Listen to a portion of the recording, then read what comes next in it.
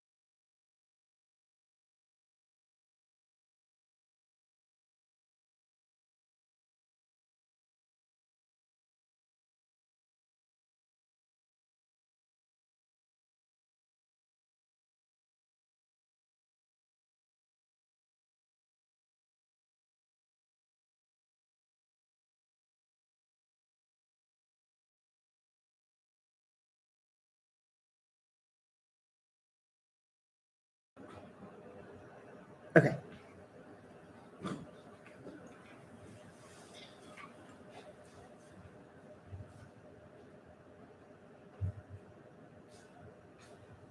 Hello and welcome to our production of the Scottish play. My name is Jordan Cole and I am the director of this production. Just for a little background on what this is not the show that shall not be named in the theater. So this is taken, there's parts of the script that are taken from that, but it is an adaptation that I created just to, Shakespeare doesn't like actually giving other characters stories.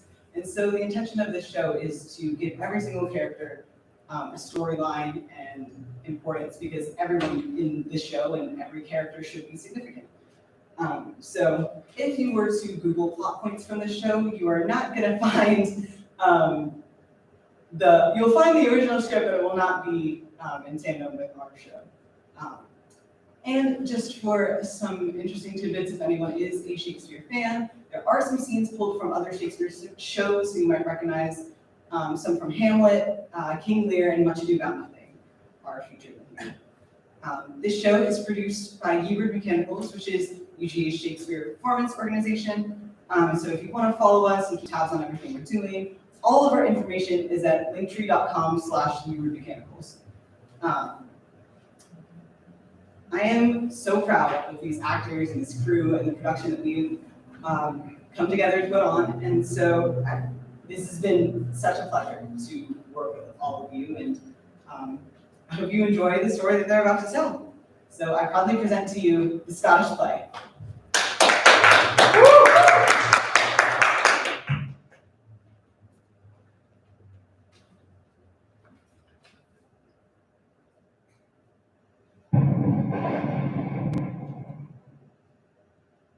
When shall I entreat again? Thunder, lightning, or in rain? When the hurly-burly's done, when the battle's lost and won. That is there the set of sun. Where the place? On the heath, to meet with Macbeth. I come, great Duncan. Paddock calls, anon. Fair is foul, and the foul is fair. Cover with the fog fills the air.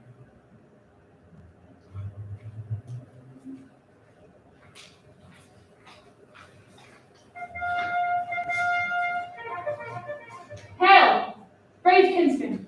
Say to me the knowledge of the broil hast thou to sleep it. Doubtful it stood as two spent swimmers that do cling together and choke their art. The merciless Macduff, worthy to be a rebel, for she doth multiplying abilities nature to swarm upon him. From the western isles of currents and gallows glasses his supply. And fortune on its damp curls smiling showed like a rebel's whore. But all's too weak. For brave Macbeth, well, he deserves that name. Disdaining fortune with his brandished steel, which smote with bloody execution, like valor's minion carved out his passage, till he faced the road, which ne'er shook hands, or bade go well to him, till the insignia of the nape of the chaps fix his head upon our battlements. Oh, valiant cousin, worthy gentleman. And as the sun began its reflections, shipwrecking storm and direful thunders did break. In the spring from which comfort seemed to come discomfort swelled, Mark, King of Scotland, Mark. No sooner had justice commended these skipping kerns to trust their heels, but the Norwegian were surveying vantage with new burnished arms and more troops began a fresh assault. Dismayed not this our captains Macbeth and Banquo? Yes, as sparrows eagles with a head of the lion. If I say sooth, I must report. We were as cannons overcharged with double cracks. So we doubly redoubled strokes upon the foe. They said we had debated reading wounds or memorizing another Golgotha. I cannot tell. But I am faint my gaseous cry for help. So well thy words become me as thy wounds. They smack of honor both. Go get him surgeons. God save the king. No more shall the vein of Cawdor deceive our one interest. I'll pronounce his present death, and with his formal title, greet Macbeth. I'll see it done. What he hath lost, noble Macbeth hath won.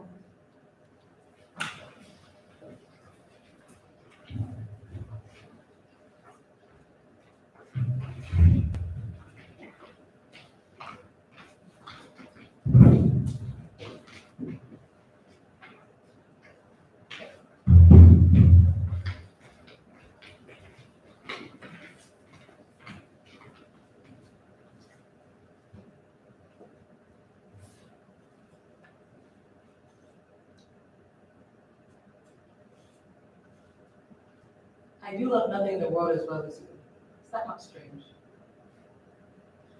Strange is the thing I know not. It were possible for me to say that I love nothing so well as you.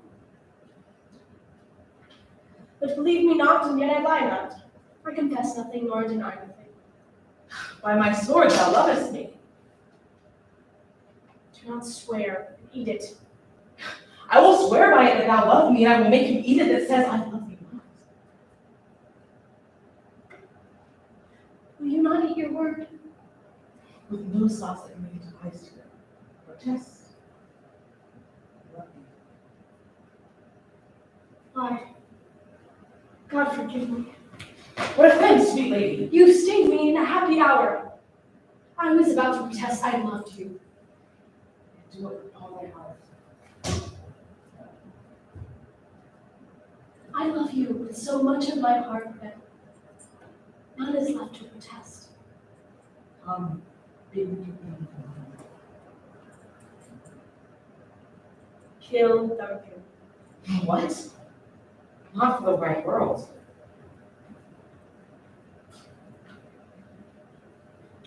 You kill me to deny it. Farewell. Tarry, good lady. By this hand I love thee. Use it for my love some other way than swearing by it. Enough. I am engaged. I shall kiss your hand and so leave you. As you hear of me, think of me. Farewell.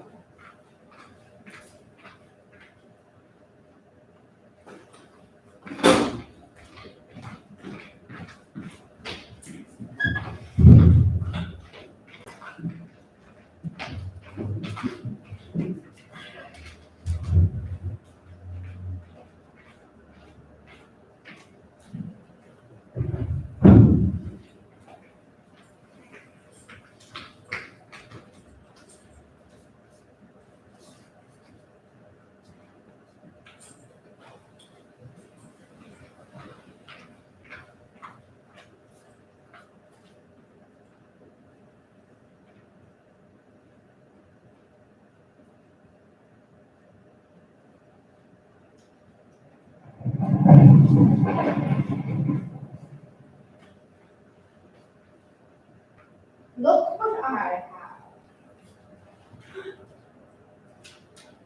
Here I have a pilot's thumb. Right to his homeward he did come. A drum! A drum! Macbeth doth come. And to go about, thrice to thine, thrice to mine, thrice again to make up 9. Peace. The charm's wound up. So fair and foul a day I have not seen. How far is it called before us? What is this? So withered and wild in her attire, and she looks not like an inhabitant of the earth, and yet is on it. Live you? Are you what that man may question? She seems to understand me, but each at once her skinny finger laying upon her chapped lip. Speak if you can, what are you?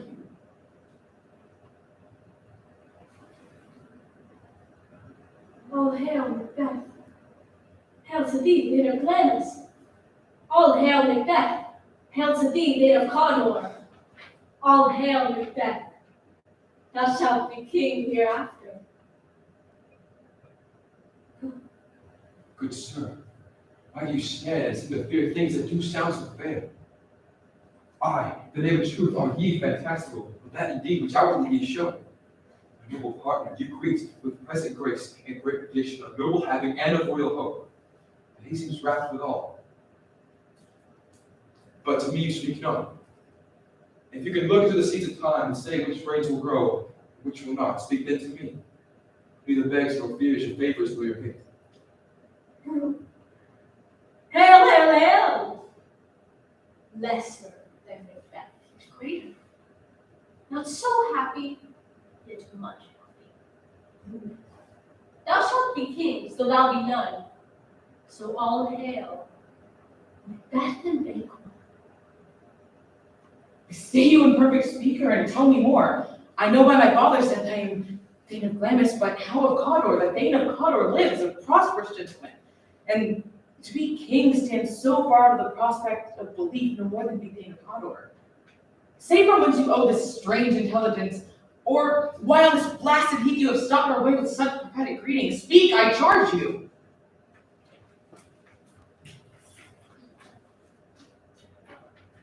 The earth hath bubbles as the water has, and she is of it.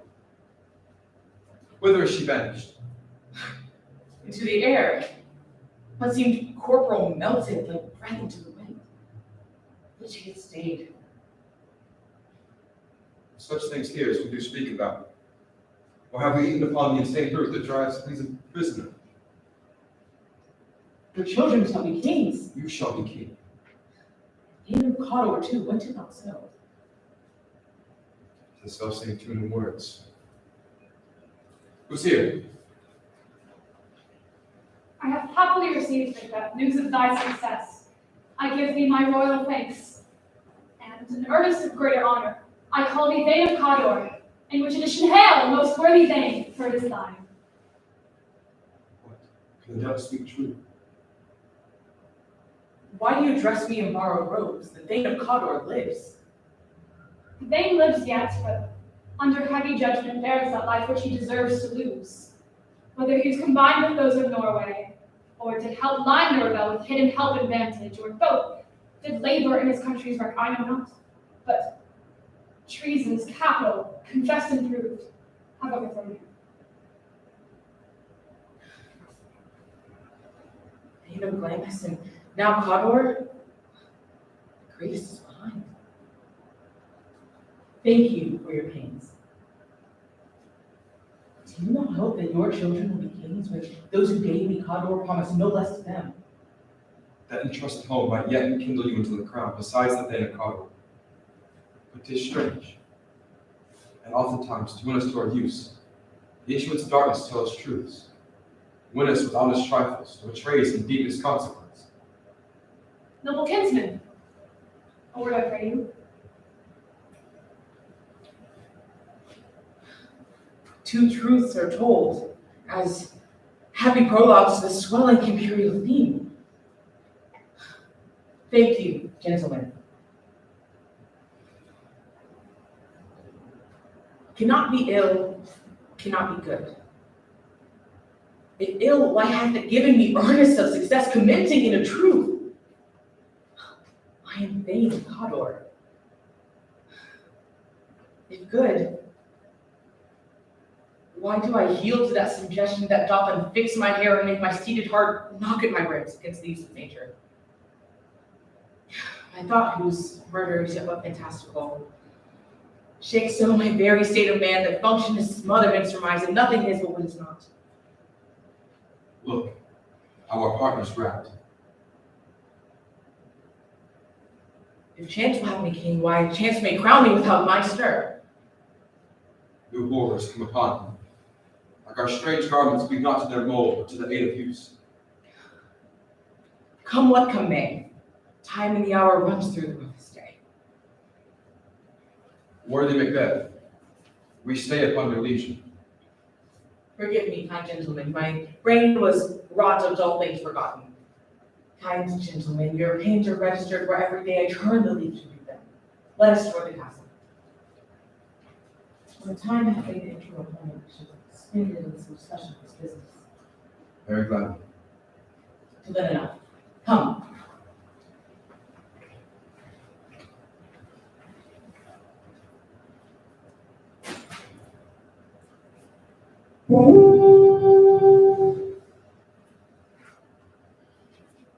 I have spoke with one that saw execution done on Cawdor, who did report that, very frankly, he confessed his treasons, implored pardon, and set forth a deep repentance.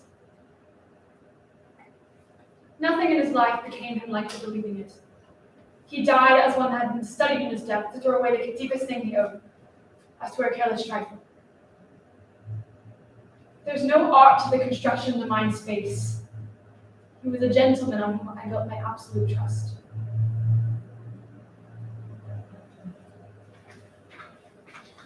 My worthy Cawdor, the sin of my ingratitude even now is borne heavy on me.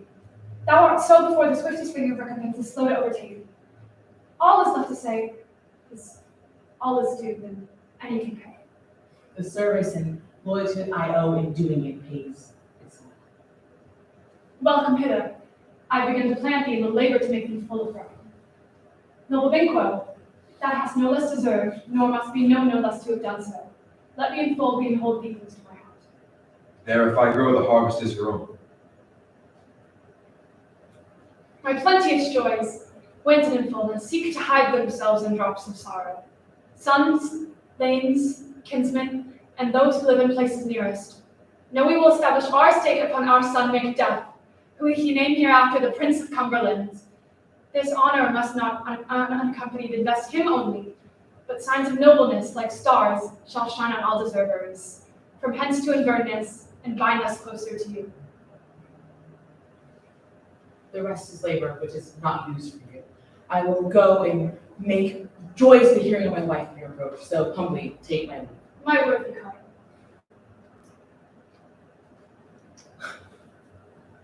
The Prince of Cumberland? That is the step I must overleap, or else fall, for in my way it lies. Stars, hide your fire, see not my deep and dark desires. I may weaken the hand, yet let that be. For what the eye fears, when 'tis done to see. True, worthy Banquo, he is full so valiant. In his commendations I am well fed. Let's after him, whose care has gone before to bid us welcome, is the peerless kinsman.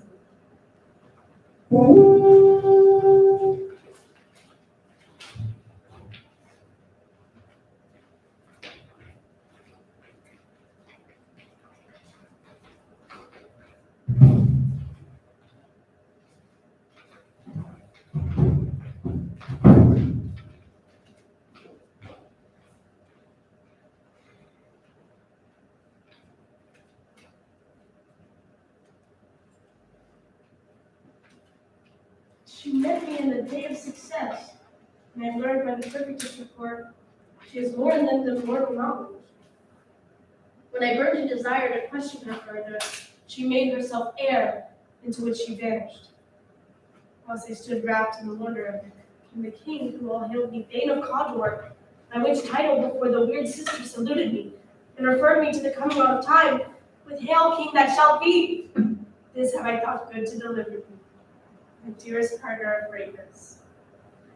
Thou mightest not lose the dues of rejoicing, by being ignorant of what greatness is promised. Lay it to thy heart, and farewell. Wilderness, thou art in Cawdor, and shalt be what thou art promised. Yet I do fear thy nature is too full of the milk of human kindness to catch the nearest way. Thou wouldst be great, art not without ambition, but without the illness should attend it. Hie thee hither, that I may pour my spirits into thine ear, and chastise with the valor of my tongue all that impedes thee from the golden round, which fate and metaphysical aid doth seem to have thee crowned withal. Cousin, what is your tidings? The king comes here tonight. Thou art mad to say it. Is not thy kinsman with him? Who, were it so, would have informed for preparation. So please you, it is true. Our Thane is coming. One of my fellows at the speed of him who, near dead for breath, could scarcely make up his message. Give him 10 men. He brings great news.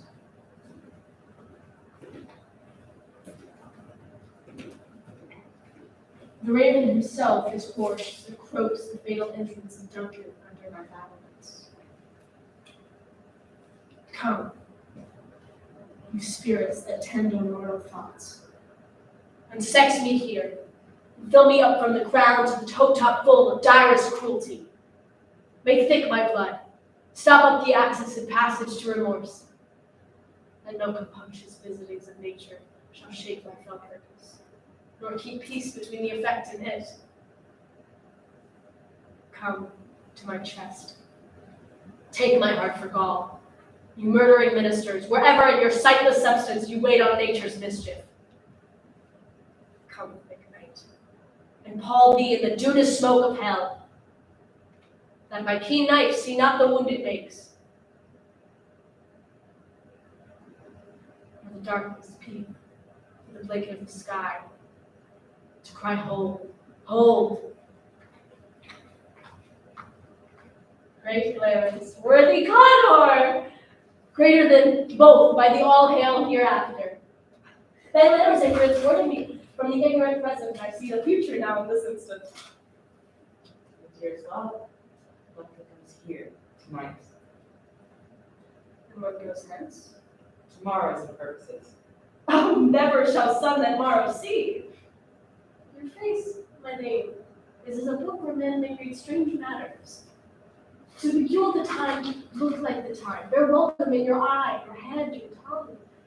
Look like the innocent flower, and be the serpent under it. He that's coming must be provided for. And you shall put tonight's great business under my dispatch, which will, For all our nights and days to come bring solely sovereign sway and masterdom. Speak more later. Only look up clear. To alter favor ever is to fear. Leave all the rest to me.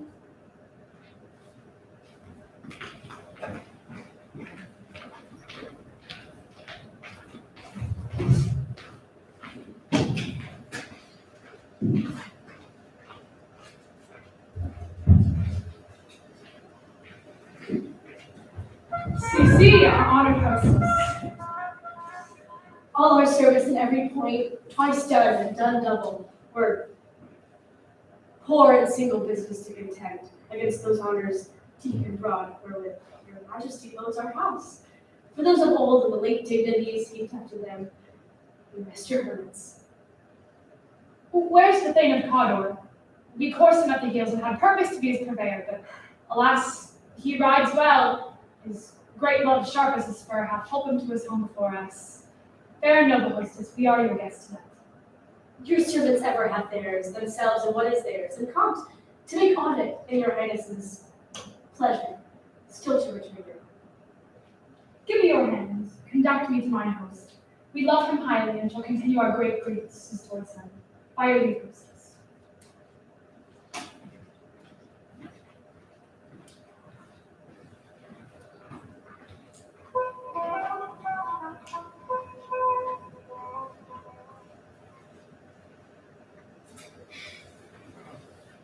If it were done, then 'tis done. 'Twere well were done quickly.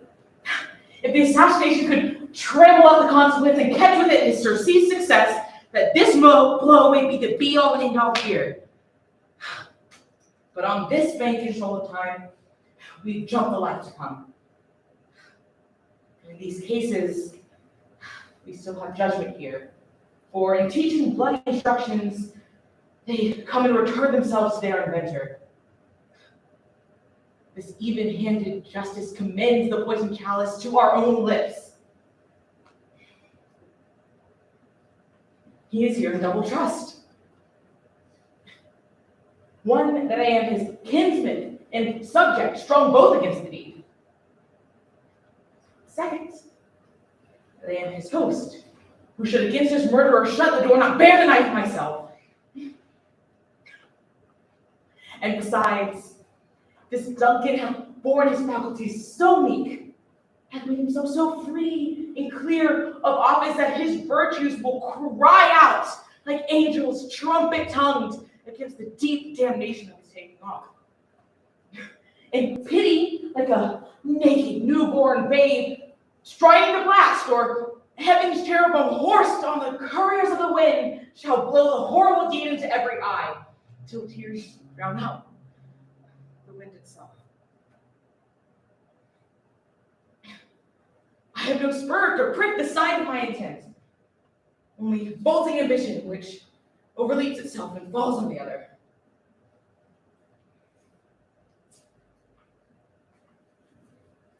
How now? What news? He's almost stopped. Why have you left the chamber? Have he asked for me? Know you not he has. We will know more of this business. He hath honored me of late, and I have earned golden opinions from all sorts of people which would now be worn too soon and do as well. Cast aside.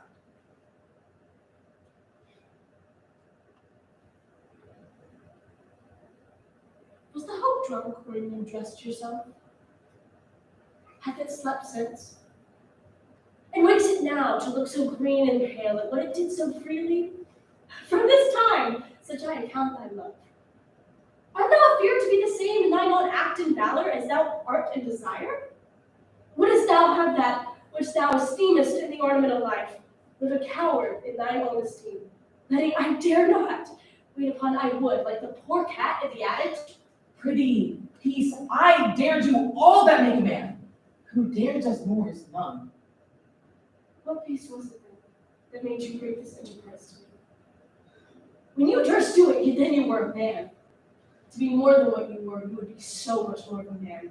Nor time nor place did then adhere, and then you would make both. They have made themselves. And now their fitness doesn't make you. I've given suck, and know how tender it is to love the babe that works me. I would, while it was smiling in my face, pluck my bosom from its boneless gums and dash the brains out, had I so sworn as you have to this. If we fail, Then we fail! But screw your courage to the sticking place, and will not fail. Duncan is asleep, whereto the rather shall his day's hard journey soundly invite him. His two chamberlains will I, with wine and wassail, so convince the memory. The water of the brain shall be a few, the receipt of reason a limit only. When in their swinish sleep, their drenched natures lie as in a den. What cannot you and I perform upon the unguarded Duncan? What not put upon his spongy officers, who shall bear the guilt of our great quell? will it not be conceived when we have marked those sleepy to his blood and used their very daggers that they have done it? Who dares receive another, as we shall make our greaves and clamor roar upon his death?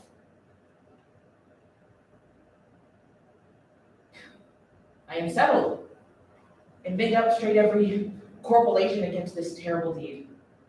Away, mock the show. False face must hide with a false heart.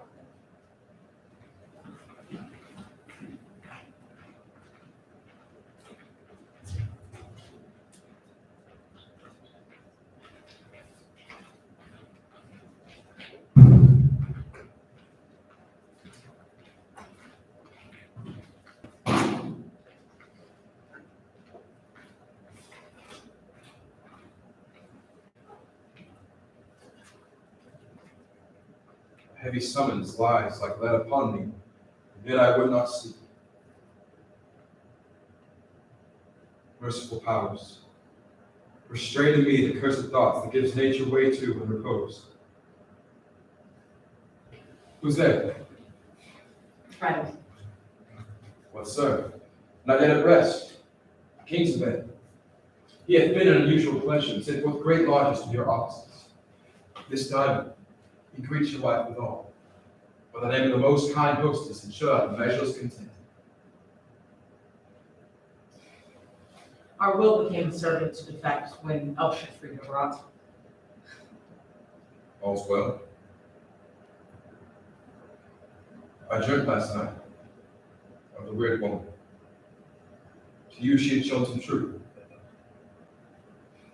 I think not on her, not at all, but when we can find time to spend some more on that business, let us speak our hearts freely. At your kindest leisure.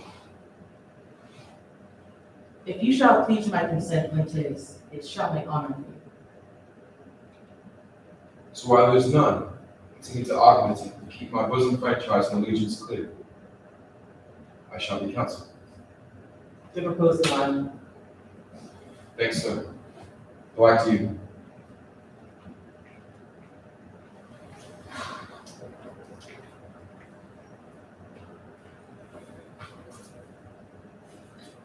is that a dagger in which I see before me? The handle toward my hand. Come, let me clutch thee. I reach for thee in happy not. Art thou not sensible to feeling as to sight? Or art thou false creation, a dagger of the mind proceeding from the heat-oppressed brain? I see thee yet, in form and shape as palpable as which now I draw. Thou marshaled me the way I was going, and such a weapon I was to use.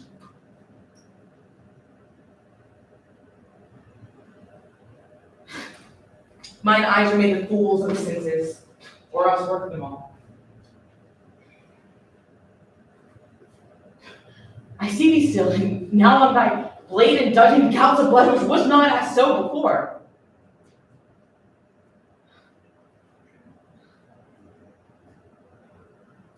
This is nothing.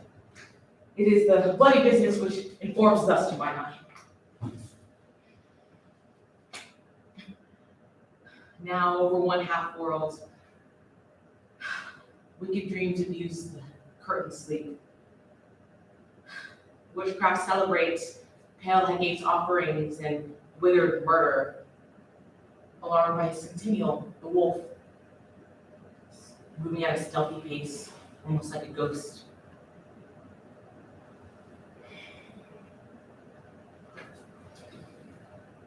Thou sure and firm set earth, hear not my steps which way they walk, for I fear thy prate of my whereabouts.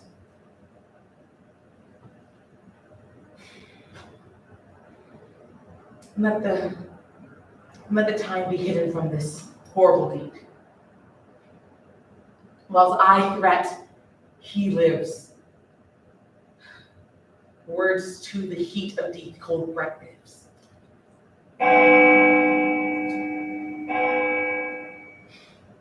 I go, and it is done. The bell summons me.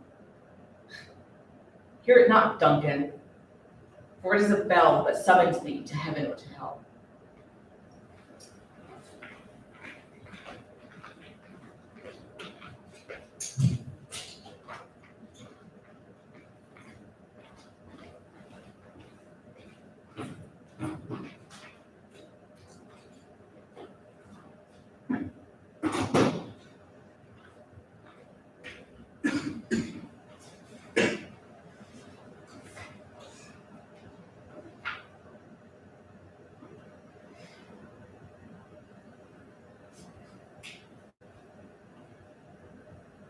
That which has made them drunk hath made me bold.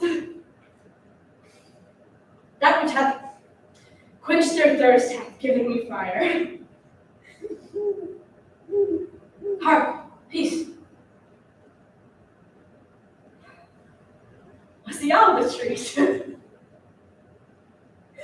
The fatal bellman that which gives the sternest good night.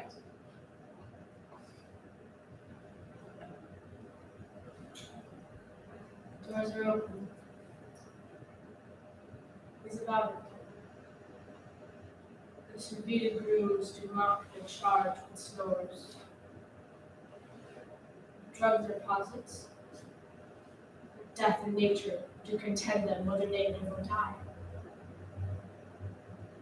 Who's there? What? Ho! That! I'm afeard they have awaked and 'tis not done. 'Tis the attempt and what the deed that confounds us.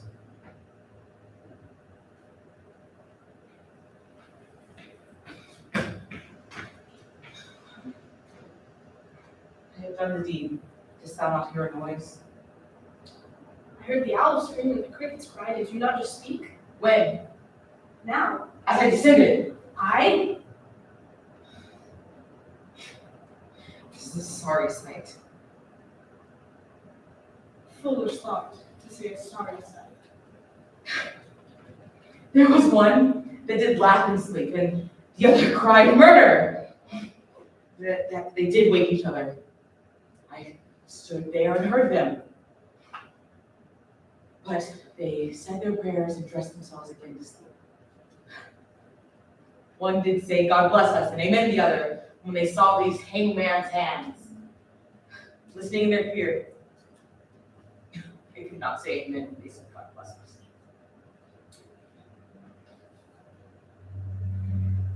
Consider it not so deep. Wherefore could I not say amen? I was in much need of a blessing, and amen stuck in my throat. These deeds must not be thought after in these ways, so it will make us mad. Methought I heard a voice cry, sleep no more. Macbeth doth murder sleep, that innocent sleep, the sleep that knits up the rabble sleeve of care, the great nature's sleep, sore labor's bath, the mending of dull minds, great nourishers, second course, chief nourishers and life. What do you mean?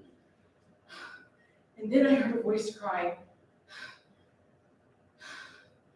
Glamis hath murder sleep, so Connor shall sleep no more, Macbeth shall sleep no more. Who was it that thus cried?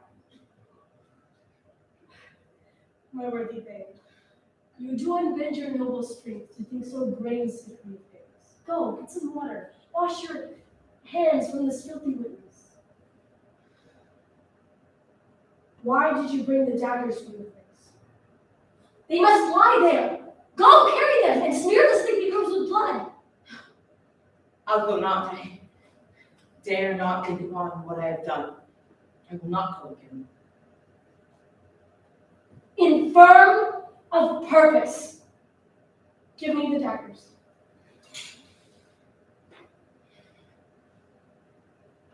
The sleeping and the dead are but as pictures. 'Tis the eye of childhood that fears the painted devil. If ye do believe, then I'll gild the faces groomed withal, for it must seem their guilt. What is that knocking? How is it now that every noise appalls me? What are these hands? They pluck out my own eyes. Will all of great Neptune's ocean wash clean the blood from my hands? No. They'd rather the multitudinous seas of carpeting turn the green with red.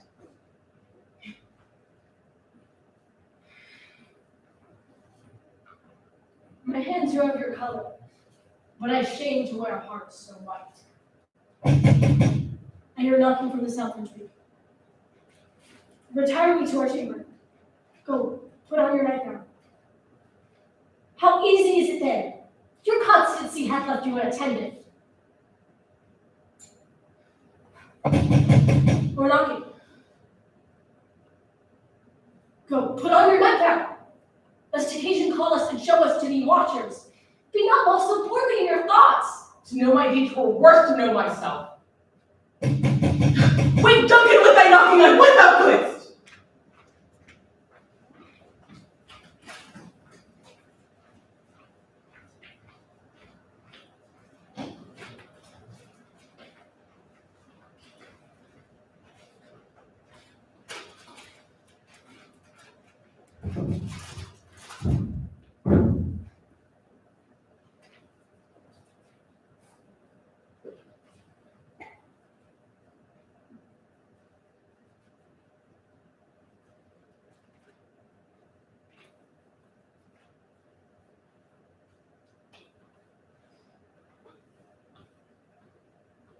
The kinsman stirring.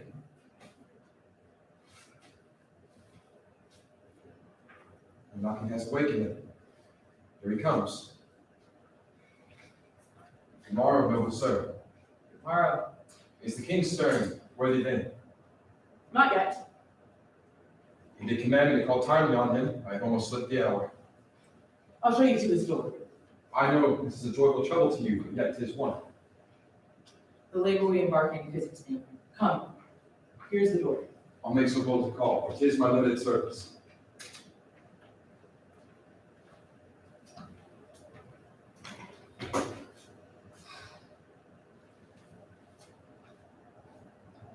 It was a rough night, as they say. Lamentings heard in the air. Prophesying in accents strange and demented cries of murder.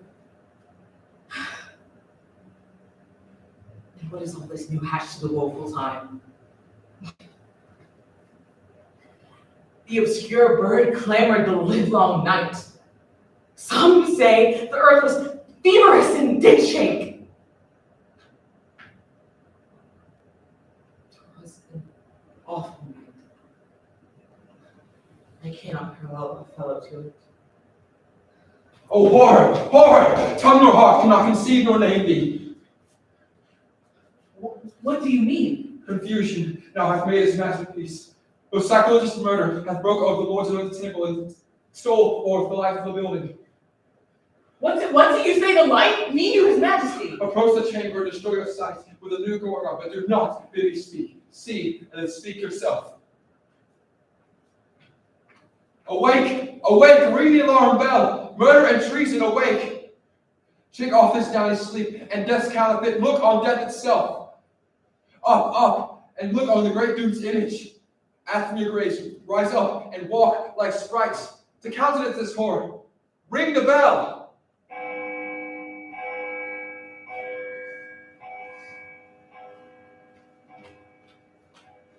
What's the business that such a horrible trumpet calls to parley with sleepers of the house?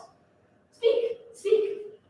Gentle lady, it is not for you to hear what I can speak.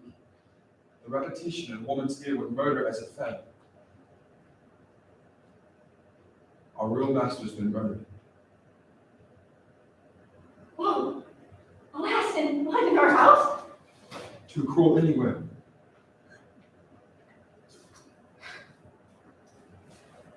Had I died an hour before this chance, I had lived a blessed time. There is nothing serious in mortality.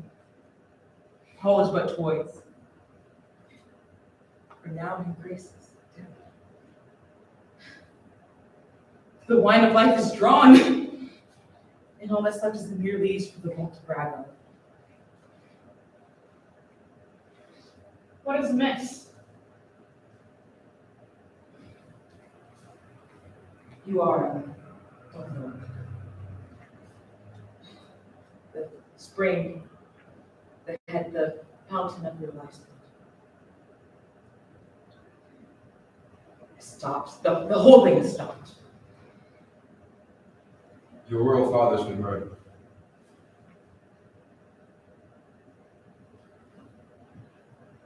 Oh. By whom? Those of his chamber, as it seemed, had done it. Their faces and hands were embadged with blood, as were their daggers, which hung white to be found under their pillows. They stared and were distracted. No man's life was to be entrusted with it. Oh yeah, but do repay me of my fury that I did kill them.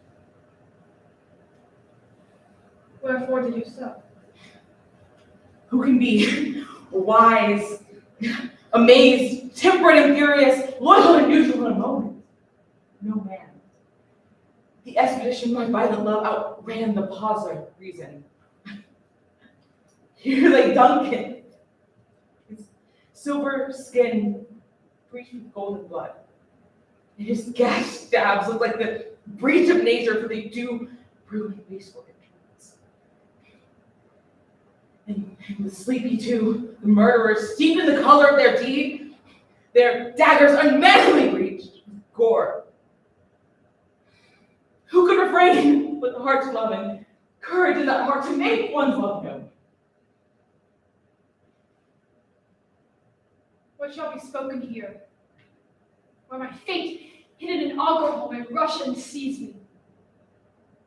My tears are not yet brewed, nor my strong sorrow upon the foot of motion. When our naked frailties are hid, that suffer exposure, let us meet and question this most bloody piece of work to know it further. Fears and scruples shake us, but in the great hand of God I stand. And in the undivulged pretense I fight treasonous malice. And so do I. So long. Let us meet in readiness in the hall. Well contented.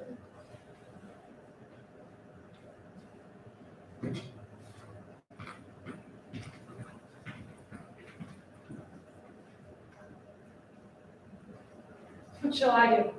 I'll not contend with them. I'll to England, to horse, and not be dainty of leave taking, but shift away.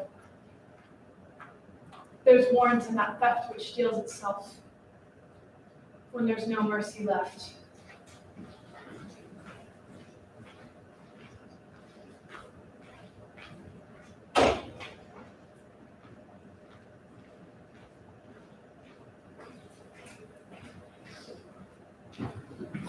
How goes the holster now?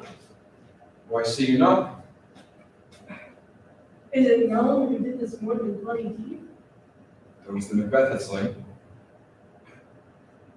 Alas the day! What good could they pretend? They were stubborn. Macduff, the king's son, is stolen away and fled, which puts upon them suspicion of the deed. It's interesting. Thriftless ambition that shall wrap up thine own life's means. And 'tis most like the sovereignty of fall upon her belly. He has already named the gun scone to be invested. As a scone. Adieu. Lest our old ropes sit easier than our new.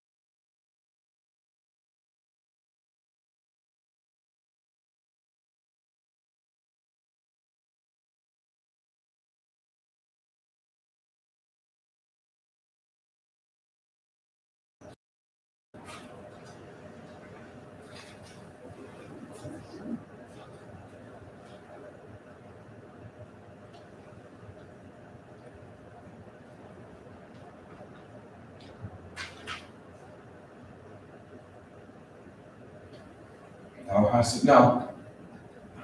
King, Cawdor, Glamis, all as the brave woman had promised, and I fear that place most foully for it. For it was said it should not stand by posterity, but that myself should be the root and father of many kings. And truth come from her upon thee, Macbeth. Her speech is shine. Why by these on the verities made good may she not be my oracle as well? Set me up in hope. But hush, no more.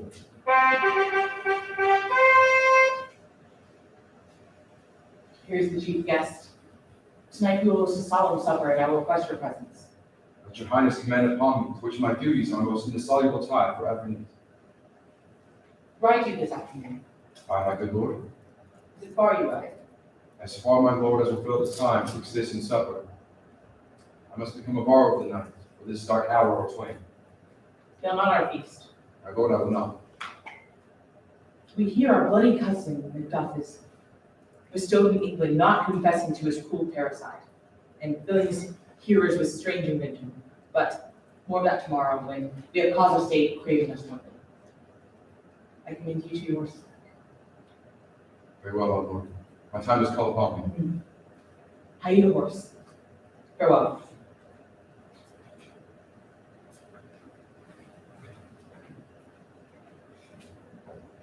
To be thus is nothing, but to be safely thus.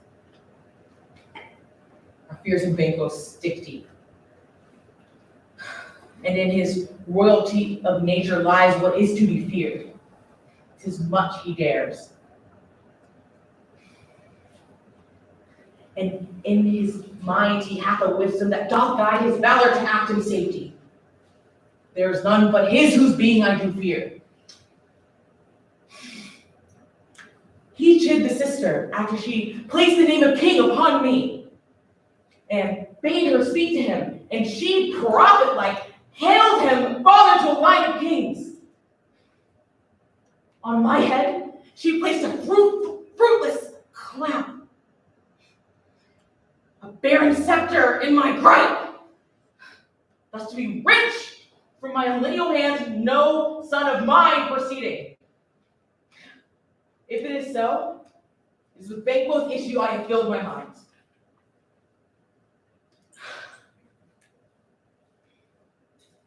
For them, I have murdered the gracious person of Duncan. Put rancors in my own peace for them. And to give mine eternal jewel to the common man to make them kings, the seed of Banquo kings. Rather, let fate come into the list and champion me to the utterance.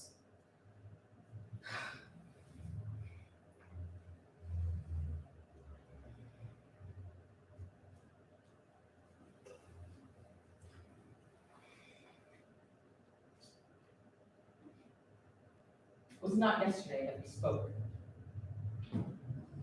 What? When you know Banquo was your enemy. True, my lord.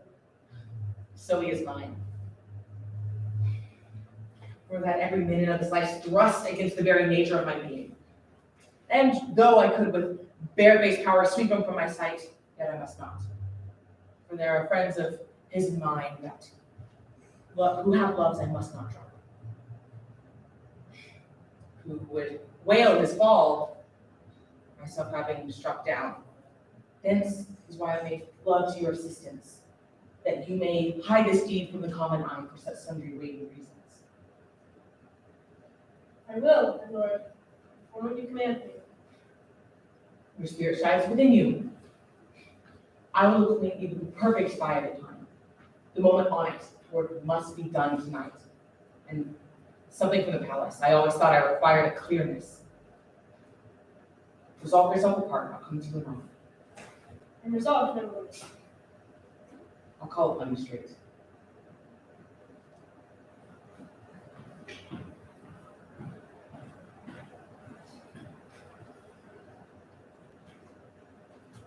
Banquo, Here and now is thy soul's flight. You find heaven, find it out tonight.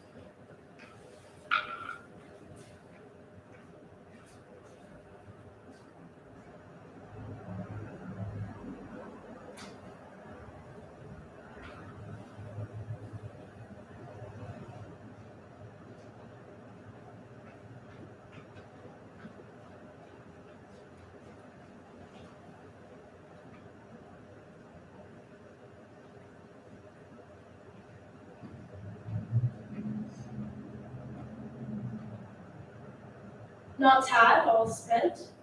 Our desire is got without content. 'Tis safer to be that which we destroy than destruction dwell in doubtful joy. Oh no, my lord. Why do you keep alone? Sorry as fancies your companions making, using those thoughts which should indeed have died with them, they think on.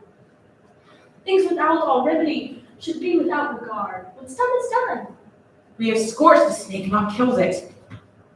She'll close and become herself, whilst our poor malice waits and remains in danger of the former tooth. But let the brain disjoint and both worlds suffer, ere we must eat and fear and sleep with terrible images that shake us nightly. Better then we be with the dead only to gain our peace, have sent to peace, than tortured with thoughts of the mind that rack us restlessly. Duncan is in his grave and sleeps well. After life's fitful fever, he's in peace. Treason is his worst, nor steel, nor poison, malice domestic, foreign levy, nothing can touch him further. Come on, gentle my lord. Sleek away your wicked looks. Be bright and jovial among your guests tonight. So will I, my love, and pray for you. Let your remembrance fight Banquo. Present him eminence in both eye and tongue. Unsake the while that we must lave our honors in these flattering streams, and our faces act as visage to our hearts, disguisable. You must do this. To wife, my mind is full of scorpions, thou knowest Banquo lives. But in him, nature's not eternal. There is hope yet. He is assailable, then be judgment. Ere the bat hath flown its cloister's flight, deed of dreadful no must be done. What's to be done? Be free of knowledge, dearest child. Plot the deed when 'tis done. Come, sealing night, scarf up the tender eye of the pitiful day, and with that bloody invisible hand tear up what keeps me pale and shakes with fear. Thou marvelous at me, but be still. Things bad begun make themselves strong by ill, so come with me.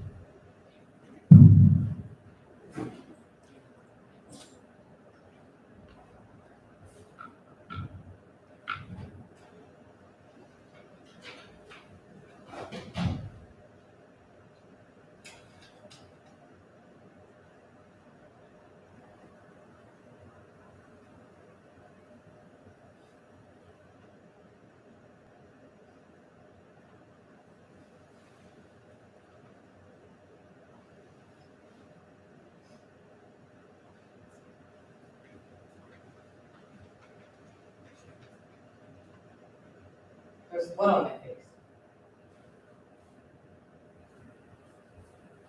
Tis Banquo's then.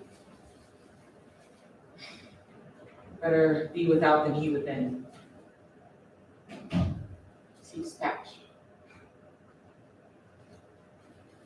Aye, my lord.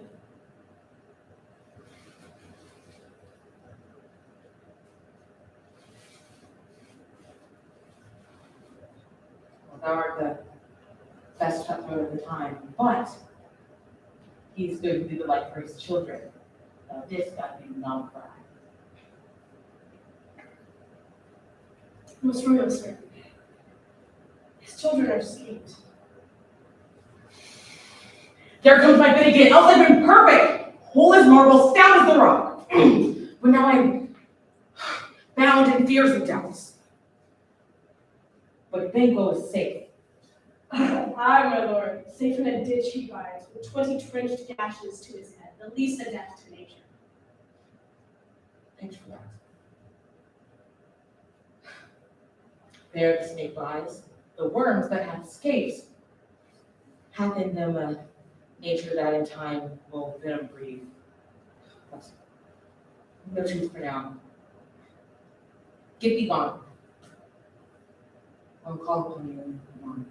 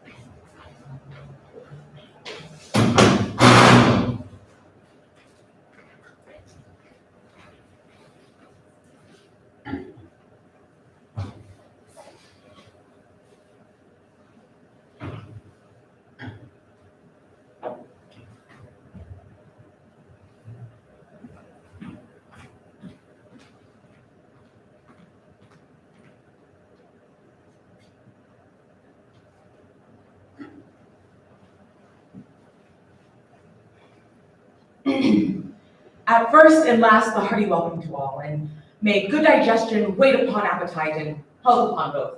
Had we now our May it please your highness sit. had we now our country's honor roof were the grace person of Banquo here, whom I rather challenge with unkindness than pity for his chance. His absence, sir, lays blame upon his promise. May it please your highness to grace us with your royal company. Table's full. Here is a place reserved, sir. Where? Here, my lord. What is it that moves your highness? One of you all have done this. Then what, my lord? Thou canst say I did it. Never shake thy gory loss at me. Rise. His highness is not well. Sit, my friend. My lord is often thus, and hath been from his youth. Please seat. If it is only momentary, upon the thought he will again be well. See, regard him not. You a man? I am a bald one who dares look upon what must appall the devil. Oh, proper stuff. This is the very painting of your fear. This is the air-drawn dagger that you said led you to Duncan. Oh, these flaws and starts. Would impostors to true fear would as well be a woman's story in a winter's fire authorized by her grandeur. What? Why do you make such faces? When all's done, you look good on a stool. Prithee, look, see, lo, behold! What say thee? If charlotte horses and graves bring those we bury back, there are monuments of moss pipes. Why, quite a man in folly.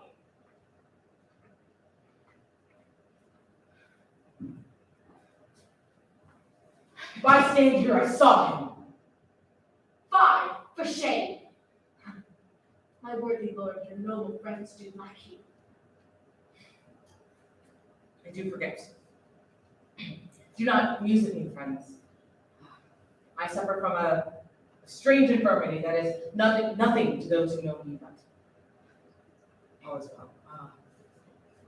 Come, health and love to all of the table. Fill my cup full. I drink to the general health of all the table, and to Banquo, whom we miss, would he were here. To all, to him, and all in all. To our duties and the pledge.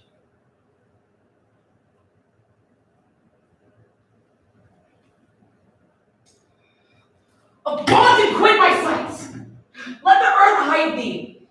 Thou bones are marrowless, thy blood is cold, thou hast no speculation in those eyes which thou dost glare with. Think of this. It is a thing of custom. There is no other, or may it spoils the pleasure of desire. What man dare, I dare! I'll charge it like a rugged red armed rhinoceros! Take any form but this, and my firm nerves I'll never shake. Or else be alive again, and dare me to the death of the sword. Horrible shadow, hence! On your mockery, leave!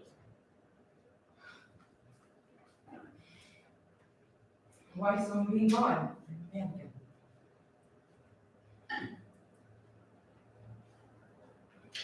You have displaced the mirth, broken the good meaning with most admired disorder.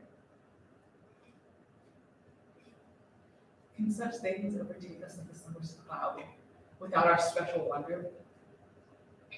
It shocks me to the disposition that I owe, when I think you can look on sight such as this and keep the ruby of your cheeks, whilst mine are blanched with fear. What sights, my lord? Please, regard him. He grows worse and worse. Question enrages her. At once, good night. Stay not on the order of your going. Go at once. Good night. And good health attend his majesty. Kind good night, all.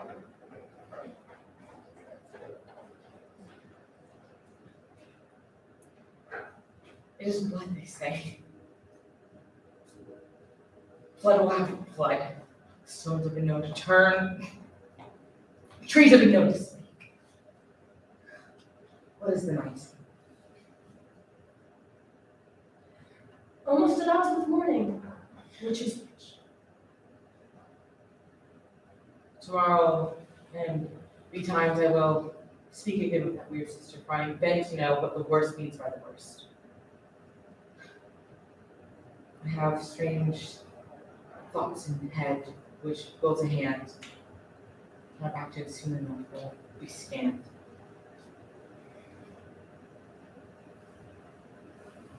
You like the season of all natures. Sleep.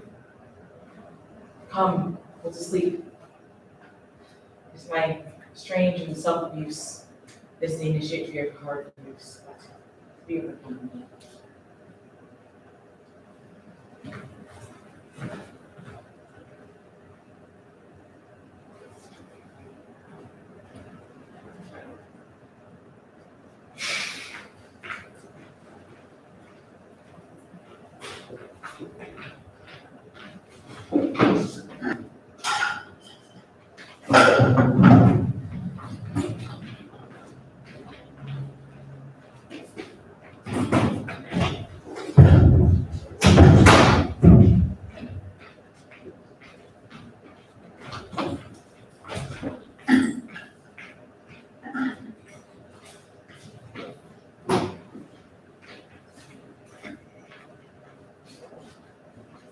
Say, things have been strangely born.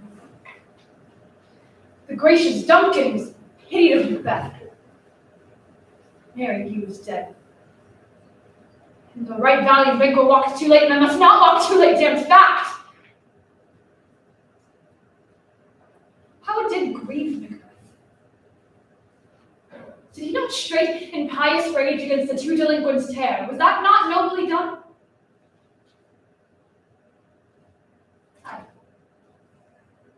And wisely, too, for it would have angered any heart alive to hear them and deny it. So I say, he has borne all things. Well, and I say also that he is Duncan's son under his key. As And please heaven, he shall not. If he were to find, toward to kill father. Peace. Who goes there? Where wilt thou lead me? Speak, I'll go no further. Kaitlyn, speak, I am bound to hear. So art thou to revenge, and thou shalt hear. What?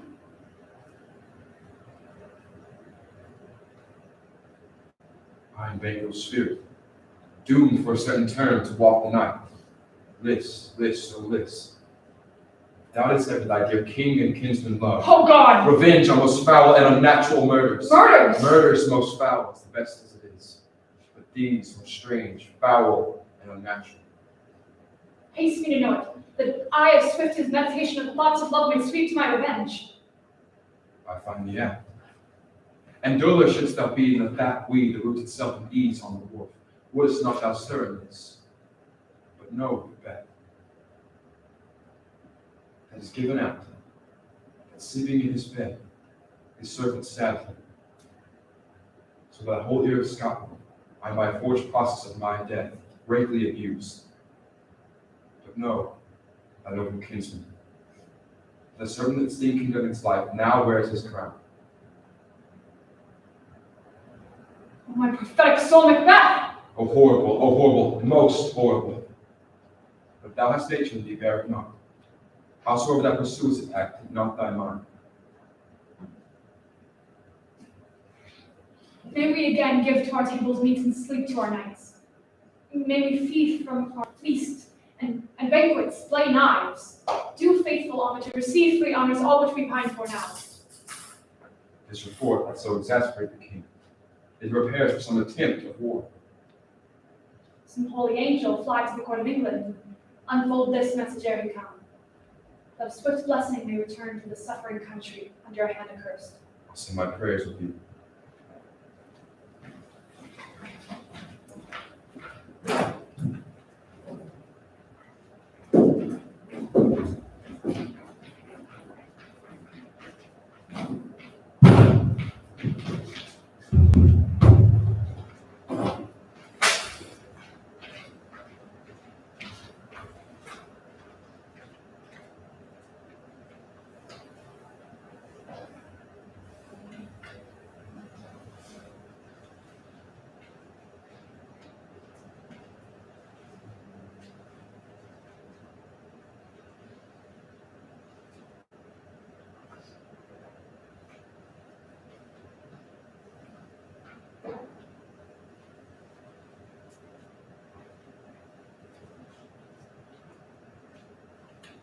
Why, look you now. How unworthy a thing you make of me. You would play upon me. You would seem to know my stops. You would pluck out the heart of my mystery. You would sound me from my lowest note to the top of my compass. And there is much music, excellent voice in this little organ, yet cannot you make it speak. What, do you think I'm easier to be played on than a pipe? Call me what instrument you will. Though you can fret me, you cannot play upon me. God bless you, sir. God bless you.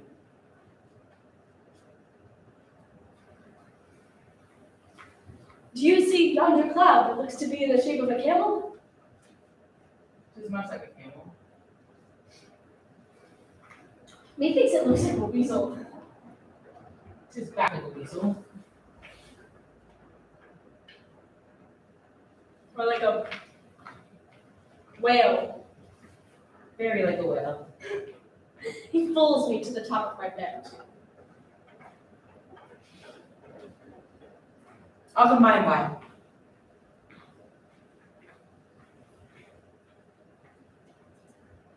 'Tis now the very witching time of night, when churchyards yawn, and hell itself breathes out contagion to this world. Now I could drink hot blood and do such bitter business that the day would quake to look on. heart. It's not thy nature. Let me be cruel, not unnatural. I will speak daggers to him. Use none. My tongue and soul in this be hypocrites. How, in my word, he be shed?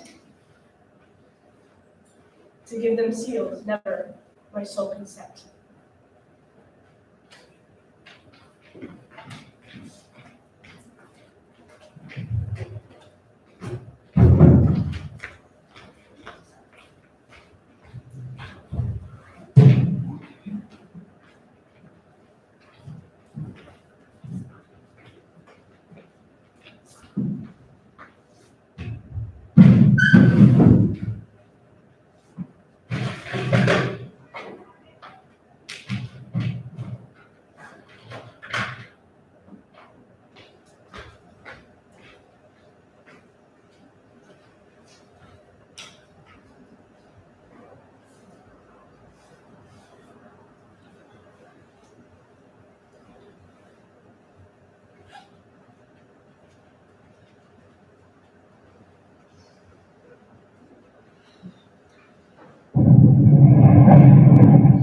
Round about the cauldron go, in the poisoned entrails below. Toad, that under cold stone days and nights his 31 sweltered venom sleeping got. Oil the first in the charnel pot. Double toil and trouble, fire, burn, and cauldron bubble. Fillet of finny snake, in the cauldron boil and bake. I have newt and toe of frog, wool of bat, and tongue of dog, adder sport and blindworm sting, lizard's leg and owlet's wing. For a charm of powerful trouble, like a hell broth, boil and bubble, double toil and trouble, fire, burn, and cauldron bubble. By the pricking of my thumbs, something wicked this way comes. Open, locks, whoever knocks. How now, thou secret, ghastly midnight hag? What is it you do? A deed without a name. I conjure you, however you come to know it, answer me. Though thou untie the winds and let them beat upon the churches, though castles fall on their own warders' heads by sickness. Answer me what I have asked. Speak, demand. I'll answer. Say, thou rather hear it from my mouth or from my masters. Call them, let me see them. Pour in Sal's blood that hath eaten her nun Pharaoh. Grease that sweating from the murderers give it throw. Into the flame, come high or low, thyself in office deftly show. Thou unknown power, He knows thy thought. Macbeth! Macbeth! Macbeth! Beware, Macduff! Beware the Thane of Fife! Dismiss me! Enough! whatever thou art, thank you for your caution. You have heart to my fear aright. What? One word more. He'll not be commanded. Here's another, more potent than the first. Macbeth! Macbeth! Macbeth! Had I 3 ears, I heard thee. Be bloody! Bold and resolute. Laugh to scorn the power of man, for none of woman born shall harm Macbeth. Then what have I fear Macduff? But to make assurance double sure, I'll take that bond of fate. Thou shalt not live. Then I can tell the fear that does make me pale-hearted that it lies, and I may sleep in spite of thunder.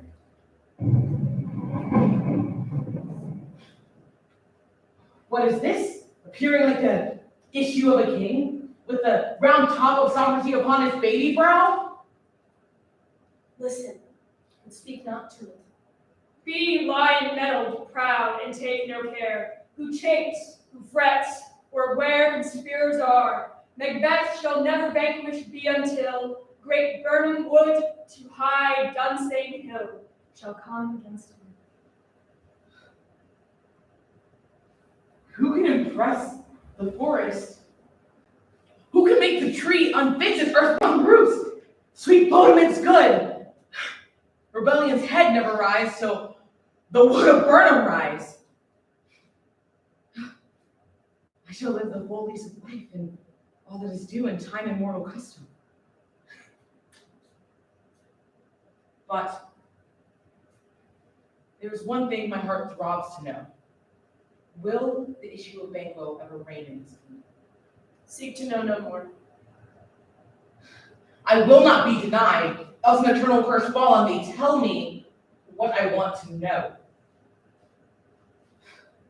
What bubbles here? What is this noise? Show, show! Show with thou eye and grieve thou heart. Come like shadows, so depart. What? This is like Banquo down, that crown to steer my eyeballs. And another yet. And the first looks like the third. Filthy hag, why do you show me these things? A fourth? Who will these not stretch onto the crack of doom? Another yet. Another. A seventh. I see no more. An eighth appears. And in his hand a glass which shows lines of many more. And I know this is all true, for the blood vulture Banquo points at all of them, calling them his. Horrible sights! What is this true? All this is true. I charm the air of sound, while I perform the anti-crown. Why does Macbeth stand this amazingly? And this great king may kindly say, my duties did his welcome pay.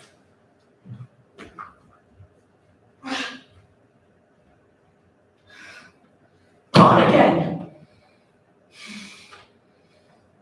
This pernicious hour will stay accursed in the calendar.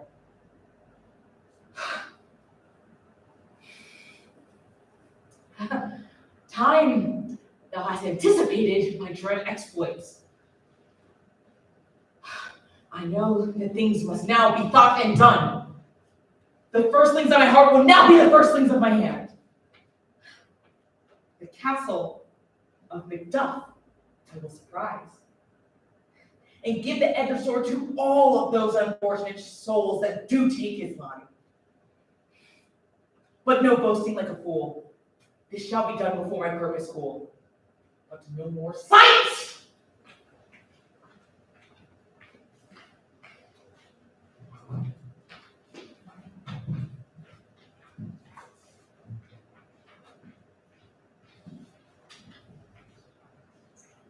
My ever-gentle cousin, welcome hither. Stand Scotland where it did. Alas, poor country, almost afraid to know itself, where nothing but who knows nothing has once seemed to smile, where sighs and groans and shrieks rend the air are made and not marked. The dead man's knell scarce gasped for moving. Men's lives expire faster than the flowers on our caps, dying ere they sing. A relation too nice and yet too true. What's the newest grief? When I came hither to transport the tidings which I had heavily borne, there ran a rumor of many worthy fellows that were out, which was to my belief that witnessed the rather, for I saw the tyrant's power afoot. Now is the time of help. Front to front, bring the queen of Scotland and myself. Within my sword's length, set him. If he escape, heaven forgive him too. This tune goes manly. Our power is ready, our lack is nothing but our lead. Macbeth is ripe for the shaking, and the powers above put on their instruments. Receive what cheer you may. The night is long, but awaits the day.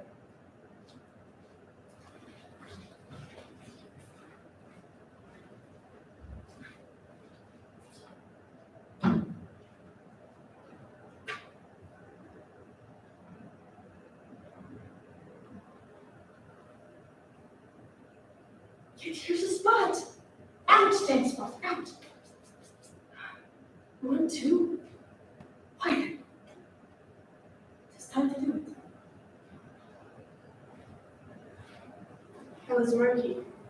Fire, my lord, fire. Soldier interfered. What need we fear? Who knows it? When none can call our power to account.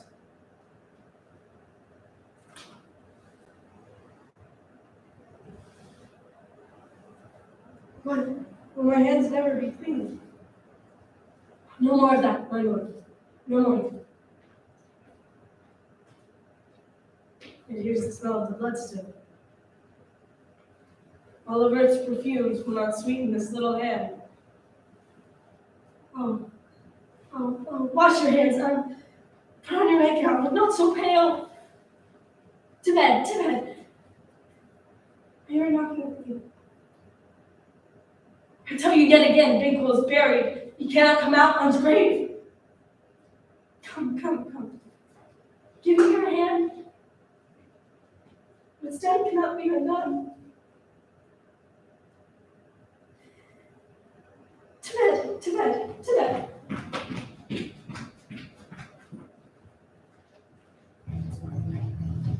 Near Burnham Wood shall meet the English power.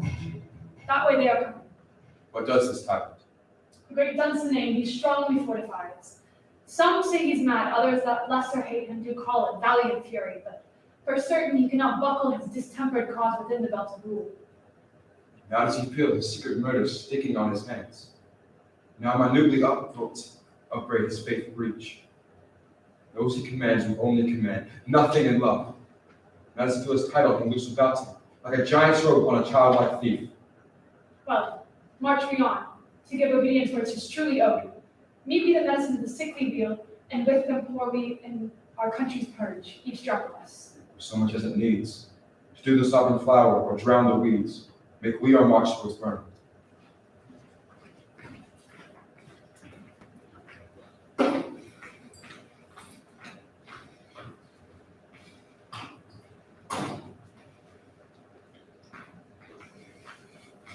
Bring me no more reports till Burnham Wood come to Dunsinane. I cannot take with fear. What is that? Boy, Macduff. Was he not born of a woman? I have been pronounced by those who can see all consequences. Fear not, Macbeth. None of woman born shall ever have power over thee. So fly, false thanes. Mingle with the English epicures. The mind I sway by, and the heart I bear, shall never sag with doubt nor take with fear.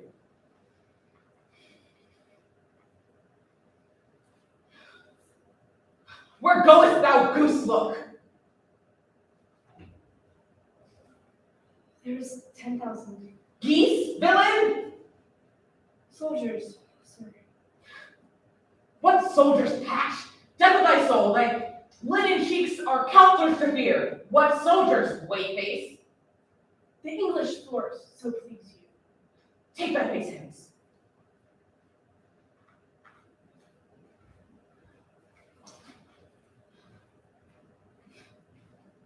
This push will cheer me ever to seek me here. It was long enough. My way of life has fallen into the seer, the yellow. And what should accompany my age as honor, obedience, love, troops of friends I hope to have not, but in their stead curses. Not deep, but loud, mouth-honored breath, that fain deny, nor dare not.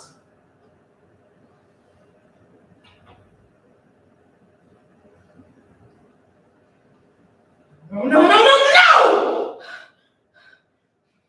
I will not fear death or bane till Burnham Wood comes to Dunsinane.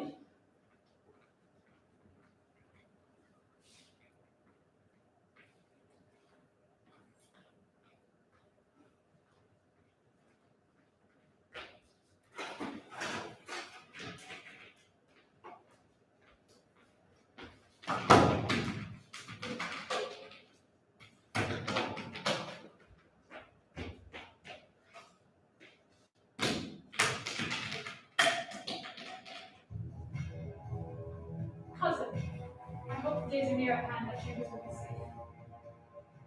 What is this before us? The wood of Burnham. every soldier take a piece of wood and bear it before him. Thereby shall we shadow the numbers of our hosts and make discovery ere report of us. It shall be done. You will learn no other, but the confident tyrant keeps still in Dunsinane, and will bear our setting down before it. 'Tis his main hope. Where there's revenge to begin, but more or less have given him the revolt. So much as it needs. Those he follows are just an adjustment. But his heart's not follow true. Let our just censors attend the true event, and put we on industrious soldiership.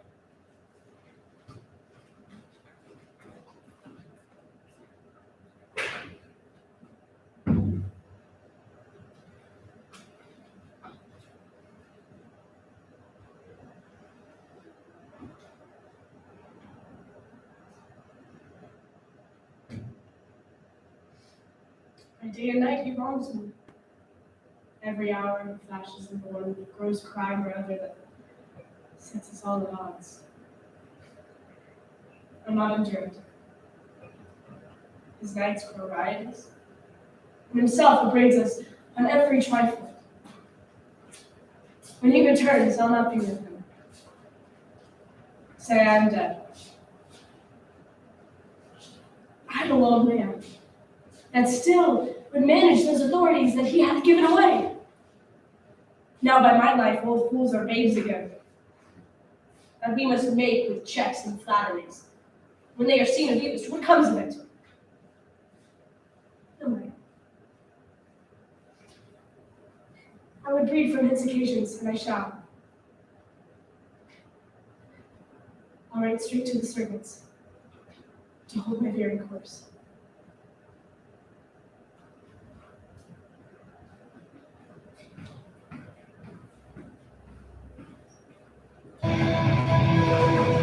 Hang up the banners on the outward wall! The cry as they come. Our castle will laugh this siege to scorn.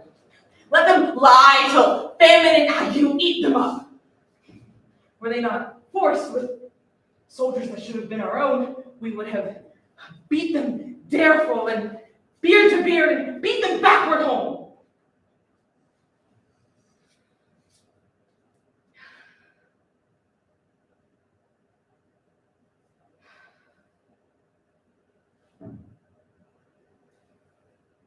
There is nothing left to do but fight. For the honor that we have is left in it. There was a time I would have feared and swooned at the night shriek. But now I have supped full of horrors, direness familiar to my slaughterous thoughts, which shake me the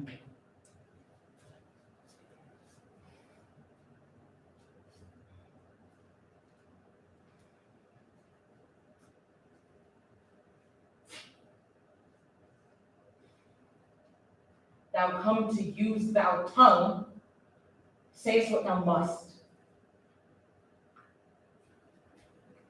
Queen, my lord, is dead.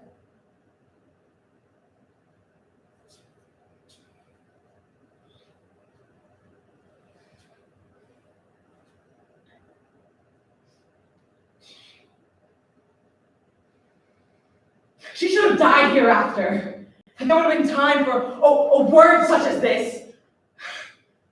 Tomorrow creeps in petty pace, and day to day, till the last moment of recorded time. Out, brief candle. Life is but a shadow, a story told by an idiot signifying nothing. Gracious my lord, I should report that which I say I saw, but know not how to do it. Well, say, sir. As I did stand my watch upon the hill, I looked toward Burnham, and anon, I thought myself a woodsman. Liar, wretch! Let me endure your wrath if it not be so, but I saw the woods move. What thou sayest is false. Upon thee let the next sword fall. Thou speakst to sooth, I do care not, which you do as much for me. Hence.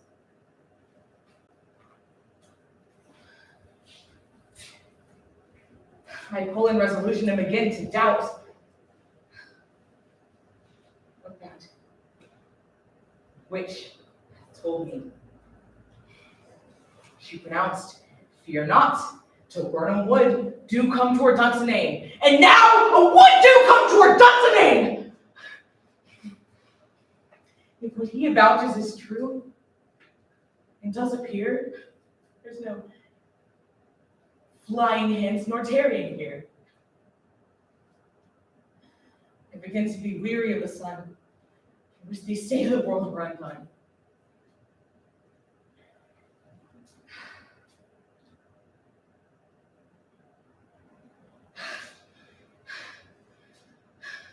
Ring the alarm bell! Come rack! At least if we die with our harnesses on our back!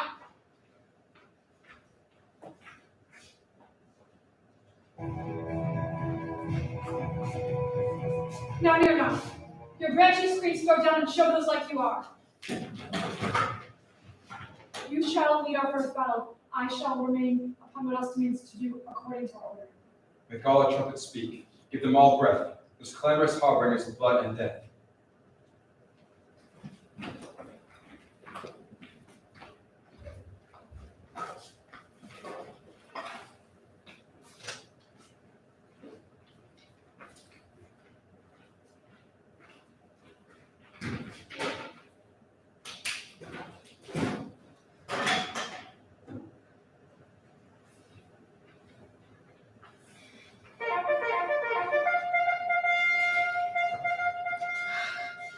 They have tied me to a stake.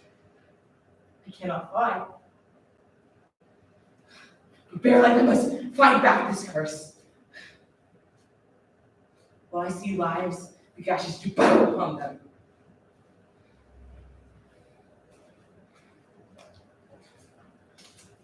What is thy name? Don't be afraid to hear it. No. Wilt thou cause thyself a name that is harder than any is in hell? My name is Macbeth. The devil himself cannot pronounce a title more hateful to my name. No, nor one more fearful. Thou liest, outward tyrant. With my sword I'll prove the lie thou speakest.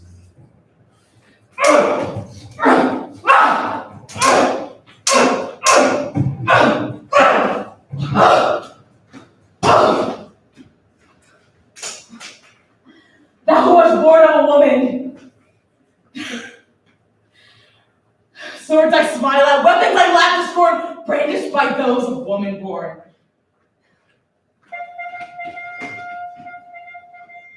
That mighty noises! Tyrant, show thy face! If thou beest slain by no strike of mine, I will be haunted still.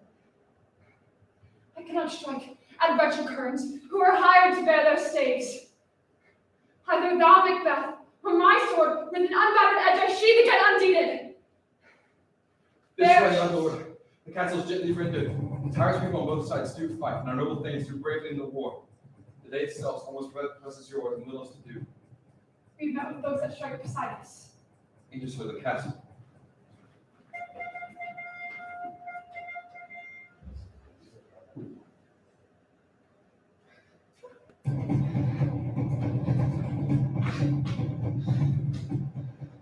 Why should I play the Roman fool and die upon my own sword?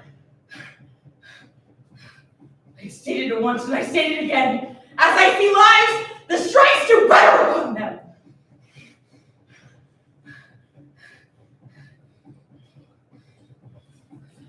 Turn, Hellhound, turn! Of all else I have avoided thee, but get thee back. My soul is too charged with blood already. I have no words. My voice is in thy sword. Thou bloodier villain than terms can give thee out.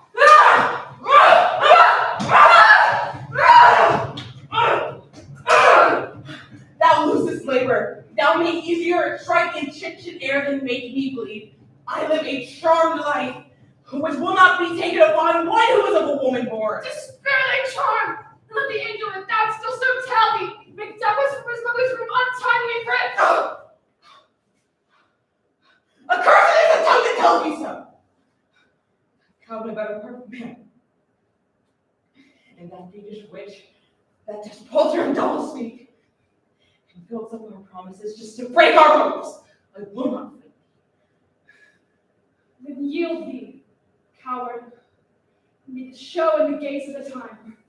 We'll have thee as our rare monsters are painted on a pole, and conjure it. Here lies the tyrant! I will not yield and kiss the ground at thy feet. Be baited by rabble's curse, though burden would come in Dunn's name, and thou is none of woman born. Yet I will still fight. Leon Macduff, and damned be he who first cries enough!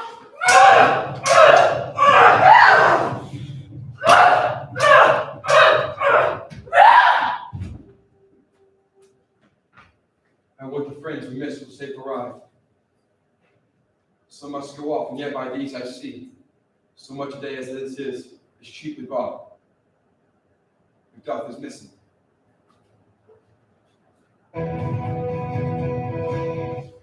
Hail, King, for so thou art.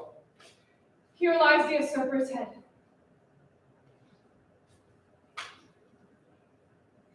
The time is free. I see thee compassed by a kingdom's pearl, whose salutations of mine are in their mind, and whose voices I desire aloud with mine, King of Scotland! Hail, King of Scotland.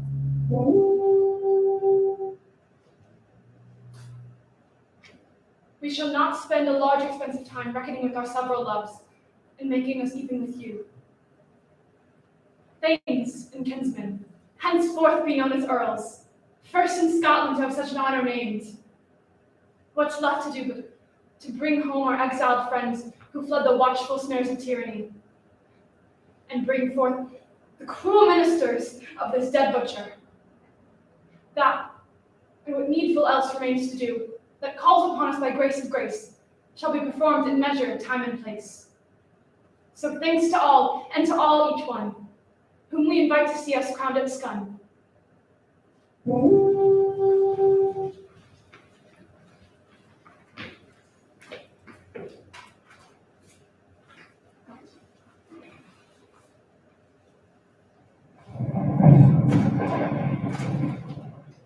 How did you dare trade in traffic with Macbeth and riddles of affairs of death?